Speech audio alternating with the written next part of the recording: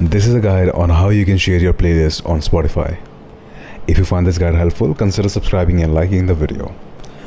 So in order to share your playlist, you have to click on your library. In the bottom, in the middle, you'll see the option that says library. Okay, basically library has all your playlists. So yeah, this is the place where you'll see all your playlists. So yeah, click on the playlist that you want to share. For example, I'm gonna share this old songs playlist, so I'm gonna click on that.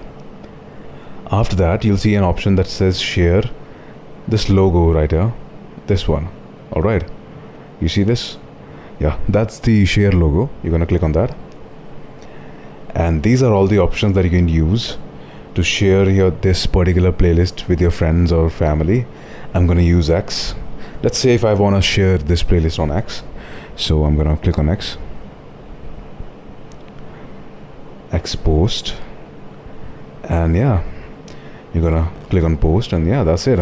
That's how you share your playlist on Spotify.